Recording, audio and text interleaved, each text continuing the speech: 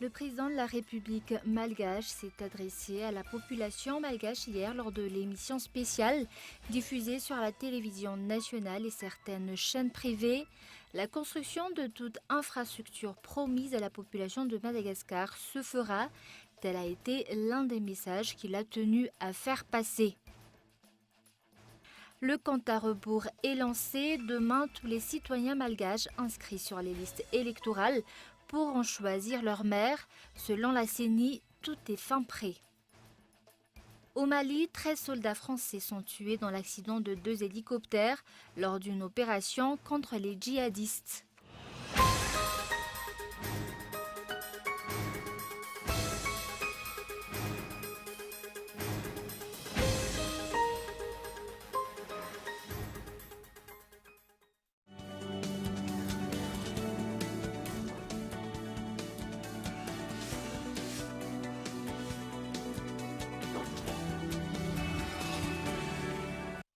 Geox, Puma, San Marina, Unisa, Tamaris, Guess, Minelli, JB Martin, Adidas, Fossil, Asics, New Balance et Ralph Lauren. Boutique Le Coin des Marques, un grand choix de parfums, montres, sacs et chaussures de marque. Alors, venez découvrir notre boutique Le Coin des Marques, des articles de marque pour hommes, femmes et enfants. Le Coin des Marques, à Faravouch, téléphone 033 71 848 68.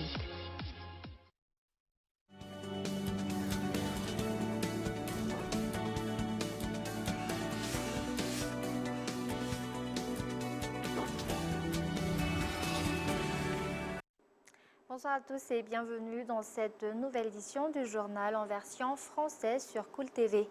À la une aujourd'hui, tout est fin prêt en ce qui concerne les élections municipales prévues pour demain. Tout le matériel nécessaire au bon déroulement de ces dernières a été livré à tous les endroits où il le fallait. Il ne reste donc plus qu'à attendre l'ouverture des bureaux de vote. Mais comment vont vraiment se dérouler ces élections ? Que faut-il savoir à la veille d'aller voter? Réponse dans ce reportage d'Henri Florian. Le compte à rebours est donc lancé. Demain, tous les citoyens malgaches inscrits sur les listes électorales pourront choisir leur maire. Effectivement, selon la CENI, la préparation de ces élections municipales s'est bien déroulée. Les 25 388 bureaux de vote répartis dans toute l'île devraient donc pouvoir recevoir les électeurs sans problème. Avant d'aller voter, voici toutefois quelques informations importantes à retenir. Tout d'abord, demain, sachez que la vérification des noms dans les listes électorales devra être la première chose à faire. Il faudra ensuite retenir qu'une fois sur place, ce sont deux élections différentes qui se dérouleront. D'un côté, il faudra en effet voter pour un maire et de l'autre pour les conseillers. Les urnes où il faudra déposer les bulletins se trouveront cependant dans un seul et même bureau. De quoi donc pouvoir procéder plus rapidement. Si le nom d'une personne figure sur la liste électorale, elle pourra voter sans problème. Le cas échéant, cela sera impossible. Il faudra alors commencer par se munir du bulletin unique prévu pour l'élection des maires. Ensuite, il faudra se rendre dans l'isoloir. Une fois le choix effectué, il n'y aura plus qu'à faire glisser le bulletin unique dans l'urne transparente. Pour ce qui est de l'élection des conseillers, il faudra recommencer le même processus. Ce n'est qu'après qu'il faudra signer les deux listes électorales et se faire marquer le doigt.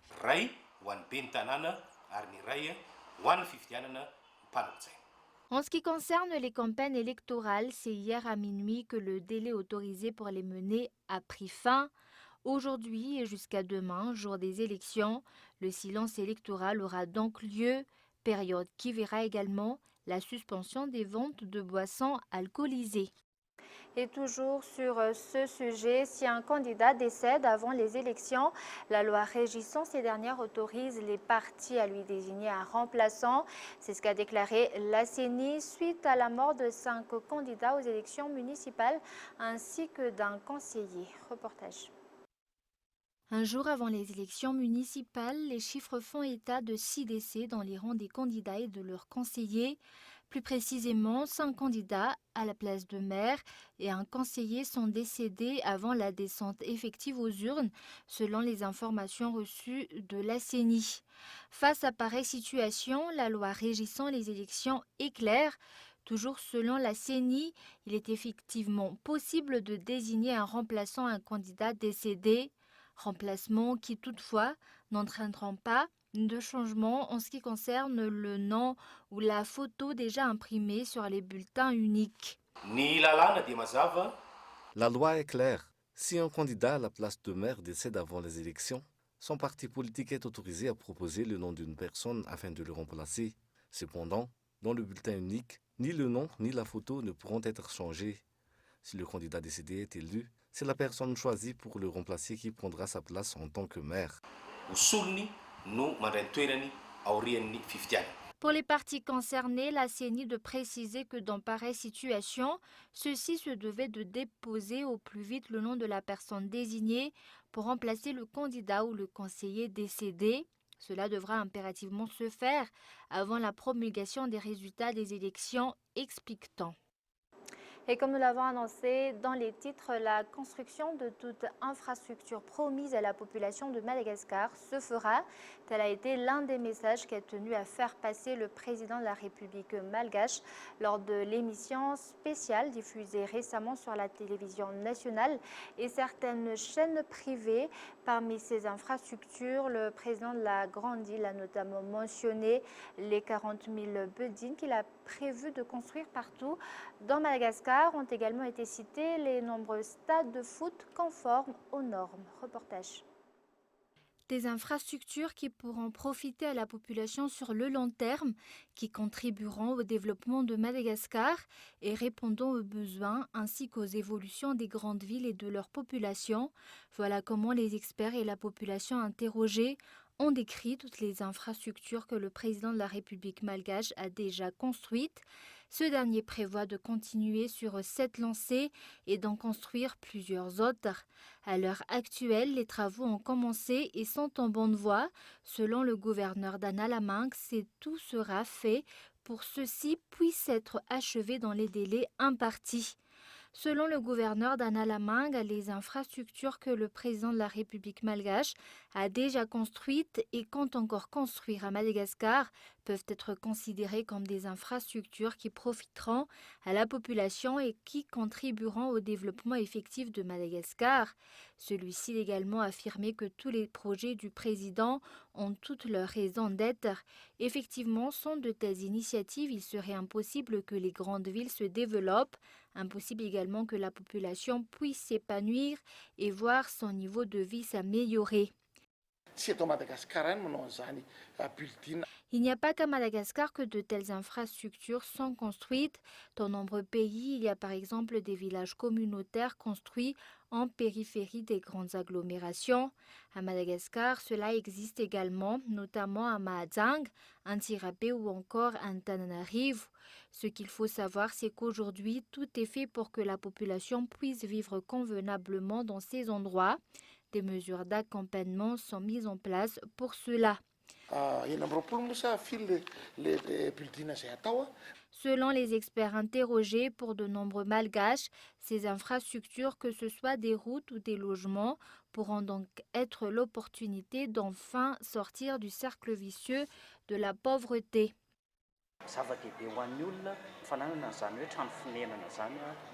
Pour un individu, le fait de pouvoir disposer d'un logement est une chose des plus importantes. Cela l'est encore plus si le logement en question est aux normes.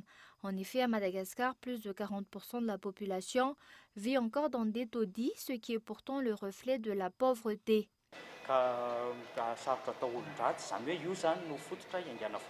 Toujours d'après le gouverneur d'Analamangue, désormais la priorité du gouvernement sera d'achever tous les projets prévus dans le temps.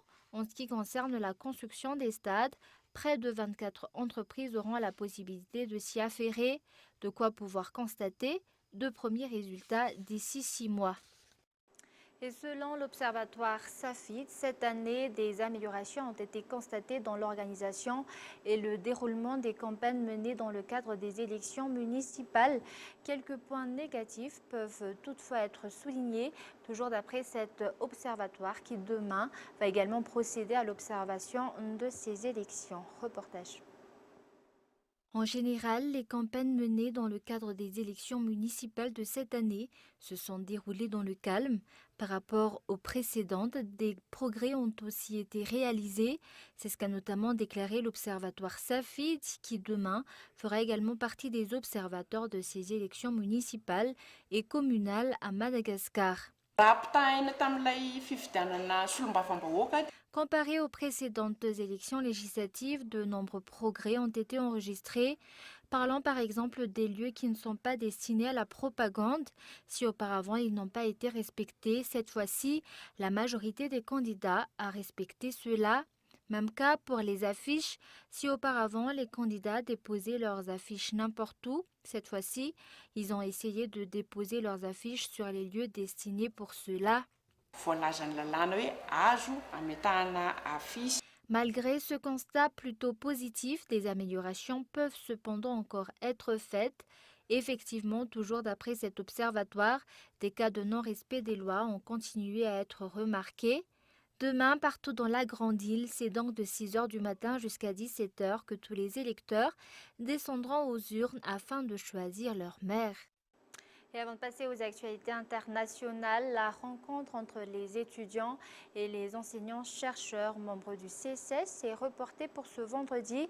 Les étudiants, de leur côté, demandent à ce que les négociations entre ces enseignants-chercheurs et les responsables au sein du ministère de l'Enseignement supérieur et de la Recherche scientifique se poursuivent afin de trouver des solutions à long terme. Reportage. La rencontre entre les enseignants-chercheurs membres du CSS et les étudiants qui devaient se tenir ce jour à Ankatso a été annulée. Suite à leur rencontre avec le Premier ministre chef du gouvernement hier, il a été convenu que le silence électoral doit être respecté pour que la population puisse se préparer sereinement à la descente aux urnes demain. La grève des enseignants-chercheurs a des impacts graves sur le cursus universitaire, explique le représentant des étudiants. Les cours au sein du département des sciences sont suspendus depuis déjà 3 mois. 3 mois, c'est déjà beaucoup. Nous craignons l'année blanche s'ils persistent à suspendre les cours. Nous en sommes victimes. Les étudiants au sein de l'université d'Antananarivo appellent alors à ce que les négociations entre le ministère de l'Enseignement supérieur et de la recherche scientifique, ainsi que les enseignants-chercheurs membres du CSS se poursuivent. Nous sommes toujours les victimes de ces malentendus. Afin de trouver une entente, les négociations et les discussions doivent se poursuivre. C'est ce que nous demandons. Les cours doivent reprendre. La rencontre entre les étudiants et les enseignants-chercheurs membres du CSS est reportée pour ce vendredi. Et nous passons maintenant aux actualités internationales. 6 officiers, 6 sous-officiers et un caporal-chef de la force Barkhane sont morts au Mali dans une collision accidentelle de 2 hélicoptères lors d'une opération de combat contre les djihadistes. 7 d'entre eux provenaient du régiment d'hélicoptères de combat de Pau et 4 autres appartenaient à la base de Gap. Reportage de France 24. C'est en janvier 2013 que la France débute son intervention militaire au Mali, à la demande du président par intérim Diokounda Traoré, alors qu'une offensive djihadiste menace la capitale Bamako. J'ai sollicité et obtenu l'appui aérien de la France dans le cadre de la légalité internationale. Le Mali et son peuple ne sont pas seuls dans cette lutte contre le terrorisme. Des dizaines de frappes aériennes sont menées et quelques 4500 militaires français sont engagés dans l'opération Serval au Mali, mais aussi au Tchad, au Burkina Faso et au Sénégal. En quelques semaines, les principales villes du nord du Mali sont libérées. Cette intervention militaire est saluée comme un succès. Pourtant, la menace islamiste sur le nord Mali et le Sahel est loin d'être éradiquée.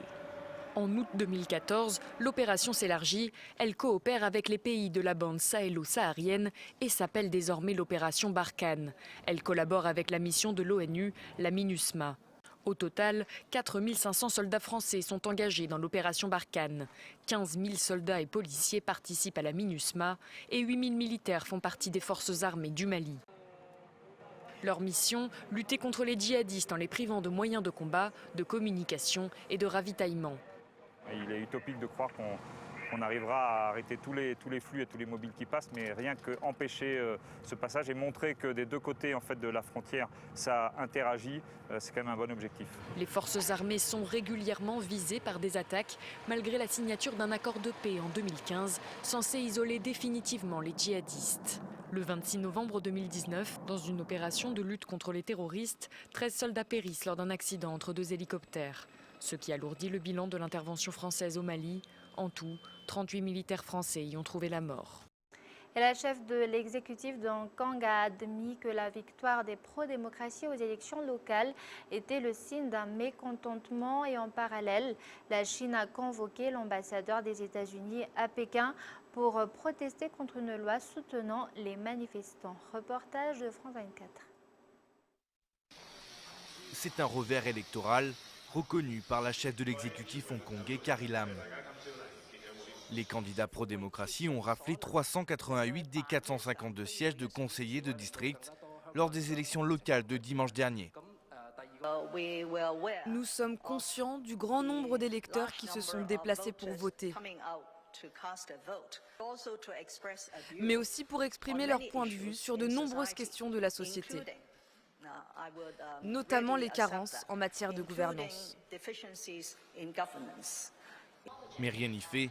Carrie Lam reste inflexible et n'accède à aucune des revendications des manifestants. Elle appelle à faire perdurer le calme constaté dans la ville durant le scrutin. Cette victoire des pro-démocratie devrait cependant donner un nouveau souffle à la contestation. Lundi, plusieurs de ces nouveaux élus se sont rendus à l'université polytechnique assiégée par la police, où des manifestants sont encore retranchés. Objectif, trouver une issue pacifique à l'occupation. Ce mardi, c'est le vice-président de l'université qui a fait le déplacement. Notre objectif est simplement de voir s'il y a des blessés ici qui ont besoin d'un traitement d'urgence. Nous persuaderons les personnes qui veulent encore rester de partir parce que nous avons un dialogue clair avec la police. Si ces personnes sortent, elles seront fichées, mais ne seront pas immédiatement arrêtées. Les manifestations ont commencé il y a près de 6 mois, après l'annonce d'un projet de loi favorisant les extraditions vers la Chine continentale. Un texte finalement abandonné, mais les manifestants ont continué leurs protestations pour réclamer des réformes démocratiques et des enquêtes sur les violences policières. Pour les nouveaux conseillers de district, leur élection est une première victoire dans leur combat. Mais leur influence sur la direction du territoire reste malgré tout très limitée. Et avant de se quitter, un rappel des grands points de ce journal. Le président de la République malgache s'est adressé à la population malgache hier lors de l'émission spéciale diffusée récemment sur la télévision nationale et certaines chaînes privées. La construction de toute infrastructure promise à la population de Madagascar se fera. Tel a été l'un des messages qu'il a tenu à faire passer. Et tout est prêt, les citoyens malgaches inscrits sur les listes électorales pourront choisir leur maire demain. La préparation s'est bien déroulée, affirme la CENI. Et 13 militaires français de la force Barkhane ont trouvé la mort lundi soir au Mali dans une collision accidentelle de 2 hélicoptères lors d'une opération de combat contre des djihadistes. Et voilà, c'est la fin de cette édition. Merci de l'avoir suivi. Passez une excellente suite de programmes en compagnie de Cool TV. Au revoir.